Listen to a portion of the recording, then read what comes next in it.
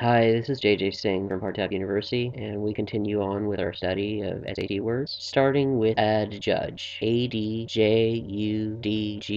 Now, as you can imagine, this has the word judge in it, so it has something to do with judgment, and that is basically one of the two possible meanings of this word, is just to make a judgment. To adjudge something means you're playing a judge and you're making a judgment. But the other meaning is that you're actually awarding someone something. This is another kind of legalistic meaning, where not only are you making the judgment, the judgment involves giving something to someone. Adjuration. A-D-J-U-R-A-T-I-O-N. Adjuration. This is another word that can have two meanings. One is that you're begging someone, you're pleading with someone to do something, like your grandfather's dying and he has one last wish, and he's asking you to make his wish true. So he's adjuring to you. He's adjuring you. I'm not sure if it's adjuring to you or adjuring you, but anyway, he's making an adjuration. The other possibility is if you're maybe in a court of law and you're taking a solemn oath to tell the truth, the whole truth, nothing but the truth. Again, you're making an adjuration. So those are the two meanings of adjuration. Next, we have adjutant. A-D-J-U-T-A-N-T. This basically means an assistant, maybe serving some sort of secretarial, administrative assistant kind of function, as its root in, I believe it has a root in military vernacular, where it's somebody who's not a big time officer in the military, but who helps big shot officers. There's also a bird called the adjutant bird, but it doesn't mean it's a helper bird or anything like that. That's just the name of the bird. So anyway, that is adjutant. Admonish and admonition. A-D-M-O-N-I-S-H and A-D-M-O-N-I-T-I-O-N. Okay, these are related words. Admonish being a verb, admonition being the corresponding noun. Basically, this is just a firm warning, or being like when you were a kid and you screwed something up, your mom or dad admonished you about it. There's a secondary meaning of admonish as well, which means basically to urge someone earnestly, to advise them or urge them earnestly. But we don't really think of that when we're thinking about the meaning of admonish. We normally think of it being basically getting in trouble. Being admonished means you got in trouble. Admonition means the noun that corresponds to admonish. Ado, A-D-O, short word, and you may recognize it from part of the title of one of Shakespeare's plays, which is Much Ado About Nothing. It basically refers to when you have hullabaloo, which is a colloquialism related idea as well as pomp and circumstance. Basically, you have a bunch of unnecessary activity going on. Maybe people are getting too fussy, overly concerned about something, doing a bunch of stuff that's basically considered to be a waste of time. So that's ado. Adoration. A-D-O-R-A-T-I-O-N. Now, I'm sure you've heard the term adore in reference to loving someone, but I just want to mention here that there's another meaning, and that's a religious one, where adoration means devotion, not to a particular person in perhaps a romantic way, but perhaps to a religion that the participant espouses. So that's adoration, the second meaning. Adroit, A-D-R-O-I-T. You may have heard this term in terms of this word in the context of some sort of bodily skill, like a football player. I used to say in high school that that football player is adroit with the Voight, and that was my expression based on a particular brand of football made by a company named Voight, which rhymed with adroit. But anyway, I want to just mention that this doesn't just have a physical skill context, it can also have a mental skill context. So it can mean somebody who's clever as well as being physically talented. It could mean just somebody who's sharp, who's clever, who's skillful in doing mental tasks. Adroit. Adulterate and adulterant. So basically, starting with the word adult and adding E-R-A-T-E for the verb, or adding E-R-A-N-T for the corresponding noun. Adulterate means to make something impure by adding something. So for example, let's say I went to buy some soap and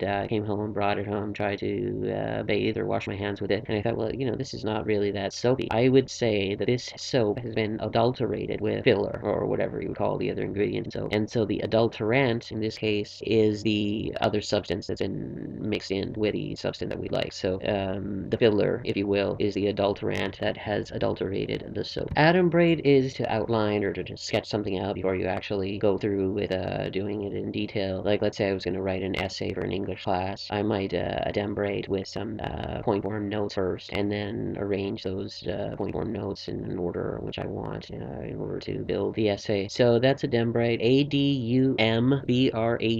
Advent. A-D-V-E-N-T. Now, advent refers to the arrival of something. I've often used the word when I talk about technology. So I might say the advent of the mobile phone, the advent of the computer, personal computer, the advent of the laptop, stuff like that. But it doesn't have to just be about, merchandise or technological innovation. It can be about something important, an important person in a religious context. It could mean a prophet or a messiah or that sort of thing.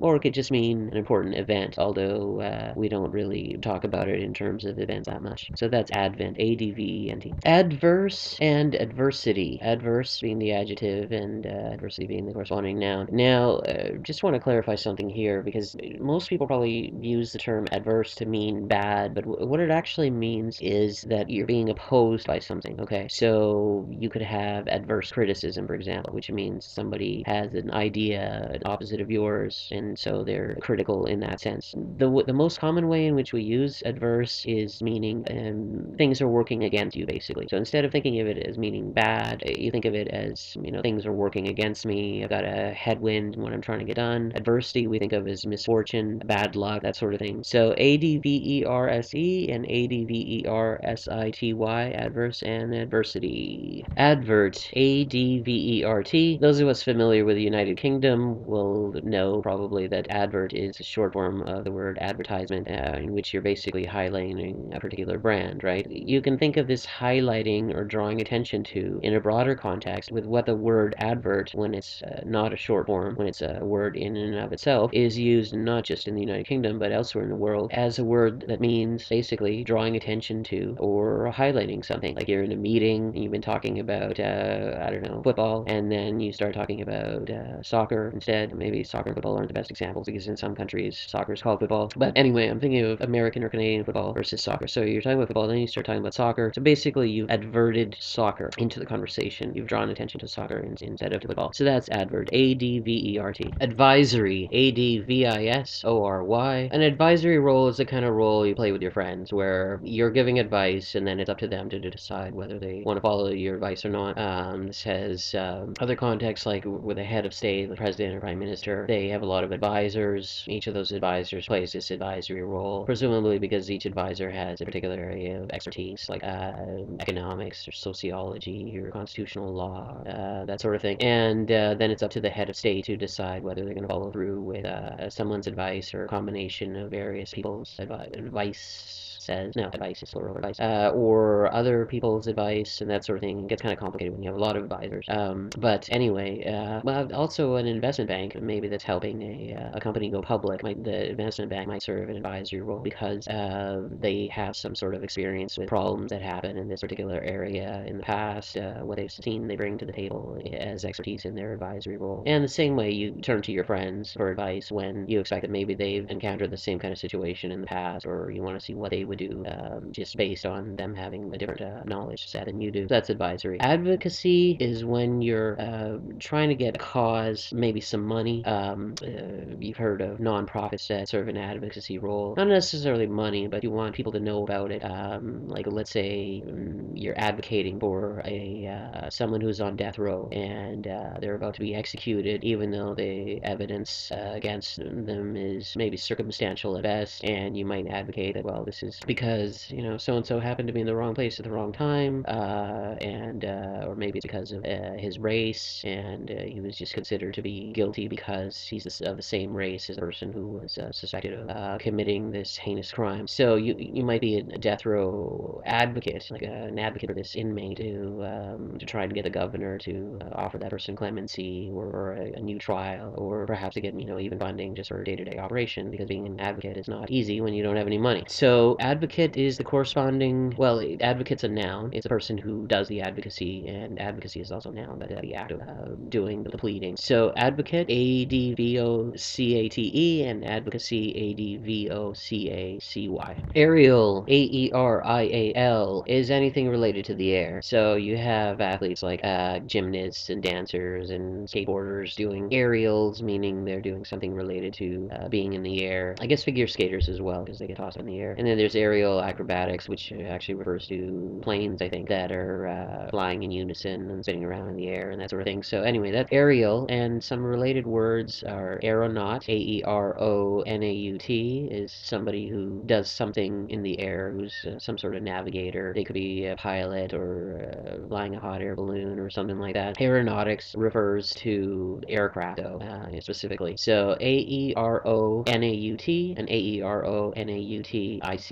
both nouns referring to basically to pilots and the practice of being a pilot. Aerostat is a balloon or some other object that's kept up in the air. That's Aerostat. And aerostatics, related word, Aerostatics, actually has a more specific meaning. It's related to a particular industry, sub-industry of the pneumatics industry, and I don't think you really need to know this word unless you're an engineer, technician, or manager in some sort of organization that deals with pneumatics. But this has to do with a particular branch of pneumatics. It's called aerostatics, and of course it involves the air in some way. I used to work in a hospital where we used to send drug orders and lab requisitions and that sort of thing to other departments using a pneumatic tube system, which basically meant that we would put the stuff in a little plastic capsule with a metal end to it and stuck that capsule into this tube system, and it would use air pressure to move that capsule from one department in the hospital to another. And so that's basically what pneumatics is, and aerostatics is a branch within that. Affable, Affable. Now, being affable, I personally think is one of the most important elements in what makes somebody popular. It's the idea that you want to talk to somebody who it's easy to talk to about, pretty much anything that concerns you. They're warm and friendly. Maybe they make good eye contact with you. They always seem like they want to talk to you. So these people are affable people, and that's the adjective there. Affectation, Affectation. This is when you're being fake, as people say these days. Is this person real or is this person fake? Well, an affectation is when you're attempting to be somebody that you're not, with some sort of contrived behavior. Maybe you're a guy in a club trying to meet a girl and you want her to think that you're rich, and without necessarily spending a lot of money, you maybe dress like somebody who's rich would dress, or you talk like you think a rich person would talk, just to give a false impression that you're somebody who you're really not. So that's affectation. Affront, Affront. An affront is an insult, basically something that hurts somebody's pride or their dignity, something that they consider to be an open-faced offense, you might say. So that's affront. A fire, Afire, is when something is on fire, like this pile of wood is a fire, or you could say her heart is a fire with love. Again, that's something related to being on fire, but it's now figurative instead of a literal interpretation. So that's a fire, Afire, and then there's also a foot, Afoot. It's like A and foot instead of A and fire. So afoot means something is happening right now, going on. Afresh is another adjective, similarly spelled as a fire and a foot, where you have A and then the word fresh. Let's say we've been hiking all day, and so I say, well, let's stop here and sleep for the night, and then we can start afresh in the morning. So basically that means we're going to do this thing that we've been doing at another time after we paused, maybe for rest or something related to that. Alright, so that's afresh. Agglomerate, Agglomerate.